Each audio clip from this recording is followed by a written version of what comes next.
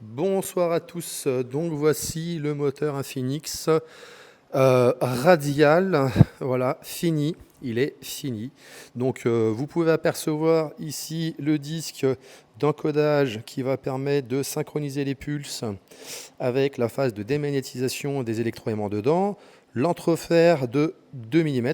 Croyez-moi, impossible de le tourner à la main. Là, pour ceux qui ont lu la publication, vous allez bien comprendre que c'est la démagnétisation des aimants momentanés qui permet le couple. Donc plus les aimants sont gros, plus l'entrefer est petit, plus il y a de pôles, plus on a du couple. Donc le couple est toujours défini sur la moyenne de la rotation. Là, sachez que la moyenne de la rotation, on est sur un couple de beaucoup, beaucoup, beaucoup. Je ne l'ai pas encore mesuré, mais croyez-moi qu'il est énorme. Je l'ai comparé à des moteurs de 6 kW, il est assez énorme. Donc multiplié par le même couple par le nombre de radians par seconde, ça nous donne la puissance à l'axe. Donc croyez-moi, il va avoir énormément de puissance à l'axe. Concernant le moteur, qu'est-ce que je peux dire? Est-ce qu'il y a eu des difficultés? Non, en fait vraiment rien du tout en difficulté, à part l'impression, mais l'impression, bon, une fois que c'est lancé, pas grand-chose à faire.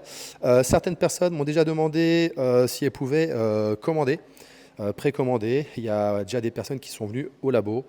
Pas tout de suite, ça va être probablement ces prochains jours. Pour éviter de me faire avoir, pour être sûr de bien livrer, je disais d'ailleurs à une personne qui est venue, et à d'autres personnes d'ailleurs, qu'avec les déboires que j'ai eus ces 2 dernières années, je fabrique tout de A à Z. Je ne passe plus par d'intermédiaire, par de sous-traitants, je fais tout de A à Z. C'est pour ça que j'ai décidé de ne produire qu'un moteur toutes les 2 semaines. Voilà, ça me laisse amplement le temps de tout pouvoir gérer. Et l'enlèvement se fera au nouveau laboratoire qui sera au centre de la France. Je vous donnerai l'adresse quand j'aurai quitté ce laboratoire. Concernant l'électronique, alors ça ne sera pas cette électronique-là, hein, ça sera une petite électronique qui sera à base de SP32. Voilà. La seule chose que je vous demanderai, ça sera une petite option, soit vous passez par votre propre variac. Donc le variac, c'est pour monter la tension, ou soit je rajoute dans le boîtier électronique une alimentation haute tension, parce que ce moteur va fonctionner à base de haute tension. Au passage, je suis en train de voir avec les avocats, il y aura une décharge de non-responsabilité liée à l'association Atlas, parce que je répète, c'est un moteur pédagogique.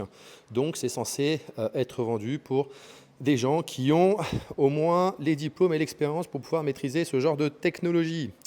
Sur ce, je vous rappelle qu'il y a toujours la publication à lire.